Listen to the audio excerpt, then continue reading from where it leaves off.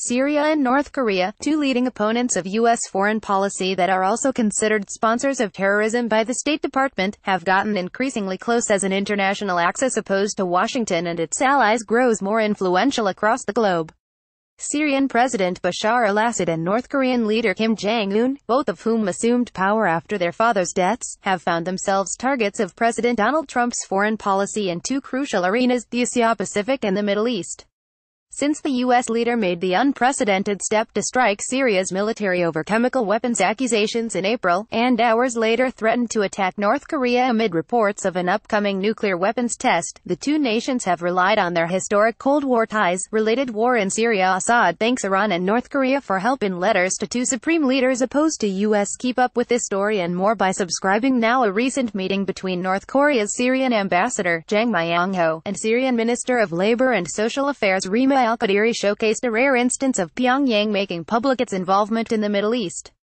Minister al-Qadiri said that the Syrian people highly appreciate the stances of DPRK's people in supporting Syria, mainly during the reconstruction stage, highlighting the importance of benefiting from the highly specialized expertise of the Korean side, the official Syrian Arab news agency reported Wednesday, using an acronym for North Korea's official title, the Democratic People's Republic of Korea. In turn, the ambassador expressed his country's readiness to contribute to the reconstruction of Syria with its expertise and companies specialized in decor and construction, the state-run outlet added. A young woman holds a North Korean flag during the inauguration ceremony of a park in the Syrian capital of Damascus to honor North Korean founding father Kim Il-sung on August 31, 2015. North Korea and Syria have bonded over what they perceive as U.S. imperialist aggression against their governments. FPGT images. The meeting came days after North Korea's government-controlled Korean Central News Agency reported that Assad sent Kim a response letter after the latter congratulated his Syrian counterpart on the 47th anniversary of the corrective movement that placed his father, Hafiz al-Assad, in power in 1970. After wishing the best for Kim, Assad said he reiterated his will to consolidate the ties of friendship and cooperation between the two countries in line with the interests and well-being of their friendly peoples. Shortly after Hafiz al-Assad's military coup, North Korea sent fighters to assist in the Syria and Egypt-Arab battles with Israel during the 1972 Yom Kippur War and positioned itself against Israel, which it viewed as a U.S.-backed imperial state. When the younger Assad assumed the Syrian leadership in 2000, North Korea allegedly helped him build a nuclear reactor, which was later destroyed by an Israeli airstrike in 2007. In addition, the UN has accused North Korea of helping Syria to develop chemical weapons. Both Syria and North Korea have denied such collaborations. Since 2011, the year that Kim took power in his country and Assad began to lose control of his amid a nationwide uprising, the fortunes of both leaders have improved. North Korea quickly backed Assad, joining Russia and Iran in condemning what they considered a plot sponsored by the West and its Gulf Arab allies. While Syria's pro-Saudi Arabia opposition accused North Korea of sending troops to back Assad last year, it was Russia's 2015 intervention that helped turn the tide against the rebels and jihadis.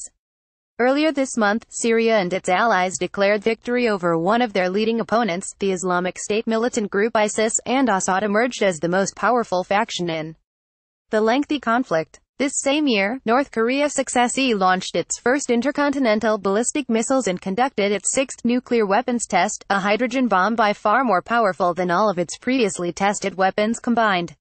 Experts have said that nuclear-armed North Korea's military advancements and a resurgent Syrian military backed by Russia and Iran present serious threats to Trump's plans for the Middle East. Syrian President Bashar al-Assad reviews the honor guard with North Korea's Kim Jong-nam, president of the Presidium of the Legislative Supreme People's Assembly, upon his arrival in Damascus on July 16, 2002. Syria and North Korea have busted ties with Cuba, Iran and Russia, traditional foes of U.S. foreign policy.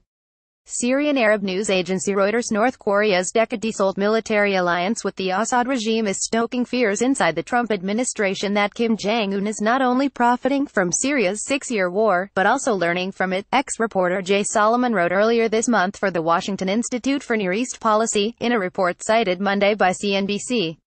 The institute is a pro-Israel think tank where Solomon has served as a visiting fellow since June. Russia's and Iran's victories in Syria have not only helped bolster a multinational axis of resistance that has shifted alliances in the strategic region.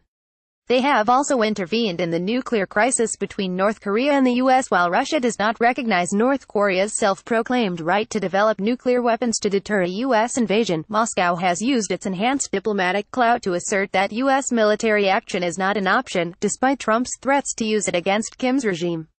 Trump has also alleged that North Korea is working with a fellow U.S. designated state sponsor of terrorism, Iran, to develop ballistic missile technology. Meanwhile, another major Cold War player is seeking to rekindle ties with forces aligned against the U.S. like Iran. Cuba was approached by the administration of President Barack Obama for historical talks that claimed several successes that have since been overturned by Trump. With little room for negotiation with the U.S., the communist island in Florida's backyard has sought to rekindle relations with Russia, according to German broadcaster Deutsche Welle, and has stood firmly behind Syria and North Korea. North Korean and Cuban officials met last week to strengthen ties. Both countries suffer from harsh U.S. economic sanctions intended to destabilize their respective governments.